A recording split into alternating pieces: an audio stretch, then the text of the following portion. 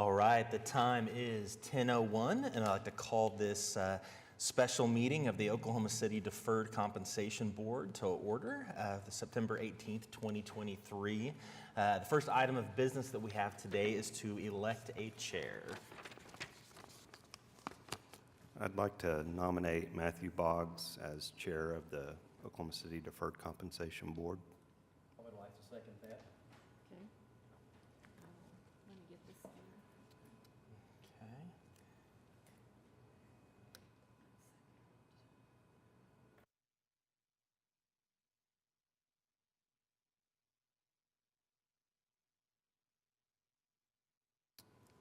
Okay, we have a motion and a second. Please pass your votes.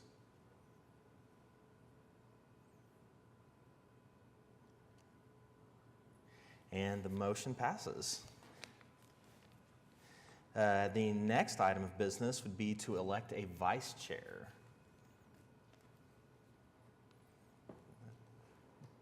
I'd like to nominate Vanessa Aguilar as vice chair of the Oklahoma City Deferred Compensation Board. I would like to second that.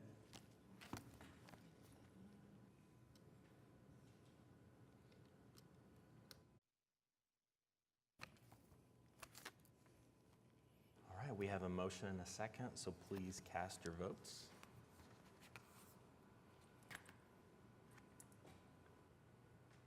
And the motion passes. Congratulations, Vanessa.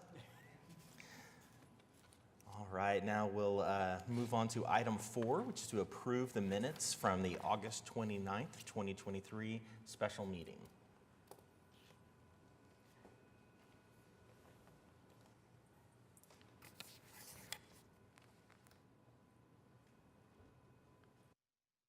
We have a motion and a second. Please cast your votes.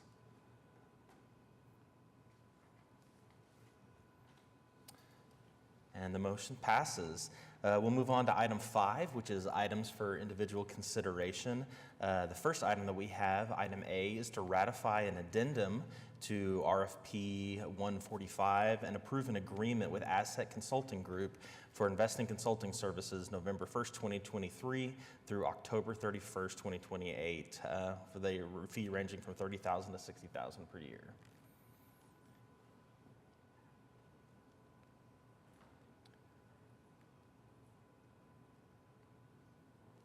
Have a motion and a second. Let's cast your votes.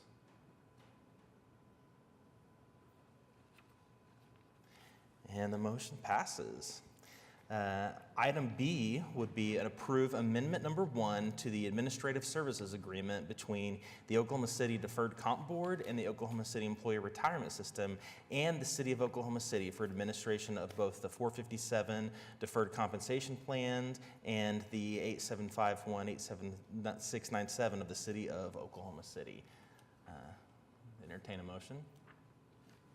Oh, Madrina has a I just comments. wanted to explain that this is a companion item to item A. It will be the funding mechanism for the budget on item A. We currently receive a chargeback in the ERS office to manage the 401 and the 457 plans. So we needed to increase that contract with the city in essence to pay for the investment consulting contract. Thank you.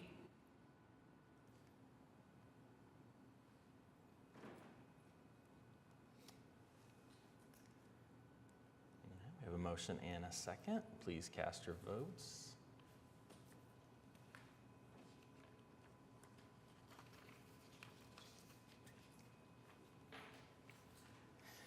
And the motion passes. The next item we have on the agenda, we do have a couple of presentations. First, we have a presentation by Nationwide Retirement System Solutions on the 457B plan, and we have Michelle Diaz and Scott Curtis with us. Good morning. Thank you all for your time this morning. I am not going to go through this slide by slide. We're going to kind of hop around and hit the high points on what is sort of relevant for you guys today. If you like, I can get into the funds and bore you to death. Otherwise, we'll just keep this high level. So we're going to start on page 3. There we go. So the thing to point out here is the $10 million in gain in the plan for second quarter. Really a nice jump in the overall balance, attributed to some transfers in, and also the market uptick has helped considerably there. We'll go on to page 4. And here's where the nerd in me starts coming out. In the top right corner, we see the participants with an account balance. Typically with a plan with as many retirees as we have, we don't often see growth. We see retirees taking their money out, and sort of the number of participants stays pretty flat as the rules. Often it can even go down. Here we see the number of participants actually went up for the quarter, which is a big change for us. We like to see that. Below there on the left, we'll see the number of new enrollments, 44 new enrollments for the quarter. It's a really good sign that we've got some growth and that we have some activity with Michelle. Below there is the contributions, up almost $1.6 million over the previous quarter. That's another good sign. Also helps move the balance in the plan. Distributions below there, we see that number actually went down slightly. Distributions could be somebody taking money out for whatever reason, hardships, withdrawals, just death, any number of things can lead to that. So all that looks good. The rollovers and transfers in, we saw an extra $650,000 more come over from other providers in the quarter. It's another big jump. And then transfers out, we saw that number go down significantly. Almost $2.3 million less money rolling out of the plan. So all those help contribute to the plan's growth. On to page 5, really just gonna hit a couple of points here. The biggest note is the participant balances are going up. The average participant balance went up about $3,000 to $85,000 per person. So more good news there. On to page 6. This number that really jumps out to me is the salary contributions. We saw a growth in salary contributions in a time of inflation, which is not always common. So that tells me again that we're out with activity, we're getting face-to-face with your employees, and that's driving that number. Back to the rollovers and transfers in, below there we see again more growth, which is always a good sign. On to page 7, really the distributions here. Just to kind of hit this briefly, we didn't see very much this quarter in the distributions. That could be attributed to any number of things, the market improvement. People just didn't need money in retirement, I guess, this quarter. But whatever the reason is, we'll take it. It all helps to add and grow the plan. We did see a drop-off, too, in unforeseeable emergencies, which is also something I always kind of look at because the economy has been tough on people here lately. We'll skip to page 8, 9, and 10. We'll go all the way into page 13. And I will hand that off to Michelle to take that part.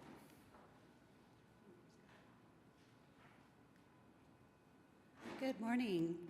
Just a little reintroduction. I'm Michelle Diaz, your local nationwide retirement specialist.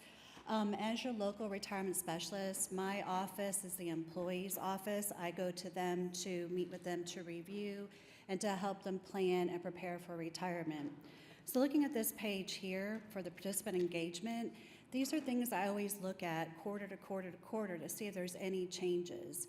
One of the things I've honed in on is just looking at different online enrollments. The employees are available to enroll with me individually or online. We've seen an uptick in the online enrollments, which is really just a good example of getting out our app and our website address to have them be hands-on and have their account right at their fingertips. Looking also too, I always try to increase the participation online account percentage to make sure that they do have those tools on hand. On our website, we have a great tools as far as the interactive retirement planner. They can change contributions right online, making that easy. And recently, we just added the ability to change beneficiaries online too. So to have that available, I think is important that they have the online capabilities. The reason why we added the beneficiary change online is because last quarter we noticed that there were many individuals who did not have a beneficiary on file. And as you know, that could be detrimental. If anything happens to the individual, they pass away, their monies will not go to who they desire. So we did a huge campaign last quarter it was mailing and by email, to make sure individuals hopped online or by paper form to update their beneficiaries. In Q1, we saw 78% of individuals that had their beneficiary on file. This quarter, we see it ticked up to 83%. May not be a huge jump in percentage, but I wanted to put the numbers to that. Q1, we had 752 individuals who did not have a beneficiary on file. This quarter, 213 individuals added a beneficiary. And so with that, that's an increase. And the way I look at dollars, about 38 million, who the dollars will go to the beneficiary desired instead of just into probate. That could be very messy. So we'll continue on with that campaign. Next slide, please. So the field service plan, being the representative, the nationwide retirement specialist out in the field, my service plan is visiting individuals where they're at, for instance, the fire stations, the police divisions, doing one-on-ones, doing department visits. So you'll see here just a breakdown of the activity for Q2. Fire department visits, you can see the different districts were visited, different shifts. I kind of put that on a rotation to meet with each station, each shift at least 3 times a year. And then also meeting with the support fire districts at their location where it's necessary. Same thing with the police department visits, meeting with each division, breaking that down, each division twice a year, so that I'm able to meet with them face-to-face during, say, lineups, roll calls, you name it. And then department visits, meeting with different departments, kind of scattering those throughout the year to make sure that the departments are visited as a whole. But most importantly, I believe that individual appointments are necessary. Sitting down with maybe a spouse and the employee, meeting with them individually face-to-face. And then not to mention bringing on the new hire orientation, attending those to make sure that new employees know about the benefit, because I always say a benefit's not a benefit unless you use it to your benefit. So meeting with the new employees to discuss and to promote the 457 plan, that's part of the activity for the quarter. Next slide, please. And then last but not least, just kind of the ongoing quarterly campaign. We talked about in Q1, we had the beneficiary campaign. I will continue to do that in Q2 to increase that percentage of beneficiaries on file. And then also on our website, there is the My Investment Planner. People know that they have the 457 plan. They know they have that available. They know they're contributing if they're contributing, but really what we need to hone in on is retirement readiness. So the Interactive Retirement Planner is a tool that I am teaching and using workshops with to help individuals know, looking at their pension to make sure that they have enough with their pension, their 457 plan, that they're ready for retirement, not just, hey, I have that account. So I'll continue to do that in Q3, my Interactive Retirement Planner, and then we're seeing individuals trying to dive in and be a little bit more hands-on about how to save for retirement, how to invest. So promoting the My Investment Planner throughout Q3 so that they have the tools to see how to invest. And then Q4, we're going to be able to present a couple of workshops, the healthcare cost workshop, and then also women in retirement, maybe sprinkle in a little bit of Social Security. So again, looking at a holistic approach on retirement readiness, looking at just not only do you have enough for retirement, but what retirement expenses could look like. So all that to say, kind of gives you a glimpse into the future to see what is on tap for Q3, Q4. But most importantly, just I want to thank you for the opportunity to partnership with you to make sure that the employees can save well and live well in retirement. Thank you for your time. Thank you. Any questions for Michelle or Scott? Okay, and we don't need action on this, correct? Okay. So the next item on our agenda will be another presentation for Mission Square on the 457B plan and the 401A money purchase plans. We have Jennifer Perry here from Mission Square. Good morning. Thank you. All right. I did want to start with information about your assets in the plan. So as of the end of second quarter, we were up to over $142 million in your primary 457 plan. I also wanted to draw your attention to the number of participants at over 1,780 participants. I think that number gets kind of lost when we're just talking about numbers, so I did do a little look back for those of you who are interested in a historical perspective. I looked back 5 years ago. 5 years ago, instead of having that 1,789 participants, there was 1,303. So just over the last 5 years, you've had a 37% increase in your number of participants in your 457 plan. Of course, your 401 plans have had growth as well, but I think that it is important to know how your 457 plan has grown, and also to indicate too, the average balance per participant in your 457 plan has had a substantial increase as well. We're now up to an average balance of $79,645 per participant. So some healthy growth in your plan assets there. Next slide. For those of you who need a little market perspective this morning, just to make sure we torture you with a little finance and economy, we have had a wild ride in the market over the last year. For those of you who keep track of such things, the NASDAQ, the first half of the year, had the best first half of the year that it's had since 1983. And I will be honest, when I say 1983 out loud, it doesn't sound like that long ago to me. But that was 40 years ago. 40 years ago, we're talking like MASH did their last episode, and Super Mario Brothers debuted in the arcade. So 40 years ago was a long time. There has been a lot of volatility in the last year, but we can see a nice, healthy uptick when you're looking at the end of second quarter with assets there ending at the 194 million mark. When we look at your plan, we also look at dollars in and dollars out.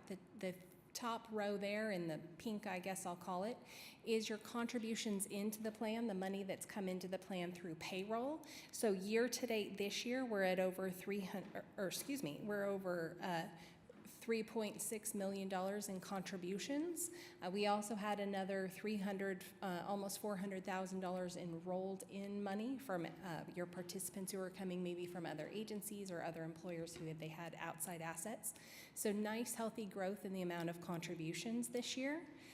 Also at the bottom of the screen, we're looking at money leaving the plan. You know, again, as Nationwide mentioned, economies of scale, we want to make sure we're keeping your plan growing and healthy. We have had a significant decrease so far this year in the amount of assets that have left the plan. I would say when it's us and Nationwide combined, that sounds like a trend. So not very many people in your retiree group have taken those withdrawals yet this year, or at least they've taken smaller amounts. Perhaps inflation in the economy has inspired them to stay the course and see what their investment rates of return can be for the year, but we will keep monitoring that for you as well. Next slide. I did want to call out some of our education. The number of enrollments so far, we had 22 enrollments this quarter. We already talked on contributions and roll-ins. I did want to mention the seminars because we mentioned it briefly last time. Just as a refresher, we have John, your local retirement plan specialist. He does on-site seminars and different webinars for your employees here locally. But then we also have our team of certified financial planners, and they are delivering right now about one webinar a week. I'll show you the different topics here on the next slide in a second, but your city has the highest participation rate in attendance for those CFP webinars in the entire state of Oklahoma. So congratulations. Just last quarter alone, you had 73 participants join those CFP webinars. They're typically every Wednesday around noon our time here Central. And I did peek ahead for third quarter. We already have had 51 people participate and register for third quarter. So obviously you have an appetite for financial education. If there's anything we can do to supplement and do more of that here locally, we would love to hear from you what your ideas are or present some of those ideas to you ourselves as well. As far as individual consultations, of course, we have John doing individual consultations, but your employees also have the opportunity to meet with people on our CFP staff, and we had another 8 CFP consultations so far last quarter as well. So just as a reminder for those of you who don't know, our CFPs used to be out in the world like John. They used to come on site and do meetings face-to-face. We changed May of 2020, right after COVID hit, so that CFP team is now virtual, and we are seeing quite an expansion in the the number of participants taking advantage of that service now that they can have that meeting with their spouse at home at their convenient time and take advantage, as kind of a group financial planning discussion. So congratulations on those increased numbers for your consultations as well. Next slide. I did mention the webinars. This week's webinar is Retirement Income Planning and Tips to Help Your Money Last. It is coming up the day after tomorrow. So if that's something you want to attend, please do. We do not have any capacity issues when it comes to these educational webinars, so anybody can attend, but we proactively send out those webinar invites to anybody who has a balance of $50,000 or more. We figure those are probably the folks who are interested enough in saving that they don't feel like we're spamming them, telling them about all the different opportunities they have out there to learn more from us. Next slide. We do also have our financial wellness platform, and on our financial wellness platform, in addition to having calculators and articles and different items archived, we also archive those past webinars as well. So if you have somebody who, for instance, missed the Social Security webinar and they just have to know more and they want to know more today, they can absolutely log on and download that webinar that was given a couple months ago and will be coming up in the rotation again soon. I also wanted to bring up to the committee, just so that you're aware, we do have a lot of different industry perspective, legislative updates and things like that. We want to make sure as employers and as the plan sponsor that you all have access to. So out on our Mission Square plan sponsor website, you will find several different industry and regulatory and legislative updates posted. For instance, Secure 2.0 has been a great big topic lately. There's been a lot of information about that. But in addition to those legislative updates, we also put market and investment and economic updates out there as well. So if there's ever an interest for the committee, I can review those with you, or you can review them on your own. I just want to make sure you are aware of that service. And Secure 2.0, I did mention it is the hottest topic. Every committee I go to, I get more and more questions. I will share with y'all that we have had a reprieve from the federal government, and the go live date for Secure 2.0 has been pushed back. So we now do not have to worry about that taking effect January 1 of this coming year. But one of the big elements that will be needed to be discussed will be that Roth contribution element in the 457 plan. So we look forward to further discussing that with you when you're ready for that. And in the meantime, as the federal government starts to really decipher and disseminate what this 88, 98 different elements of the Secure Act really mean to plan sponsors like you, we'll continue to put those updates out there on our website for you so you can stay informed and realize if there's any additional action items needed by your city or the plan.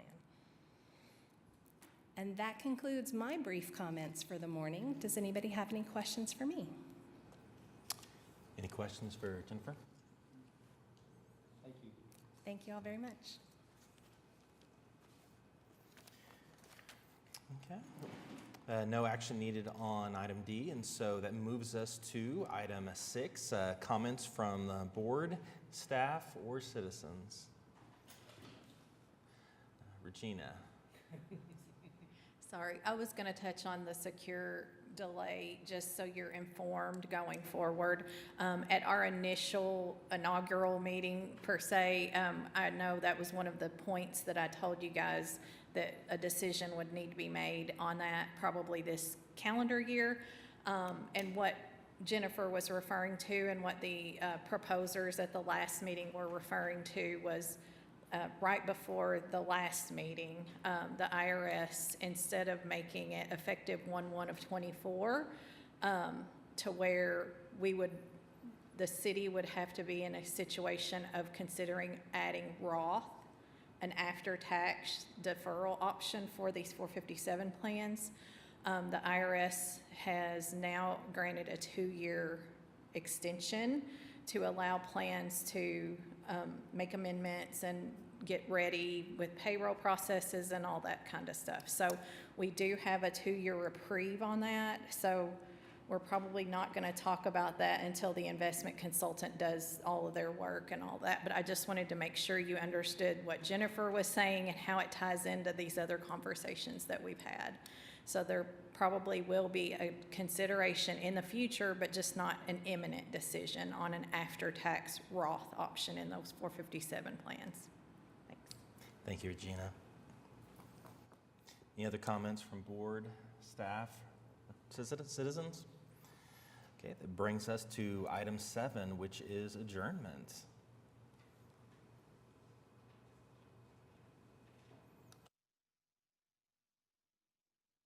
Okay. All right, and the time is 10:27. We are adjourned.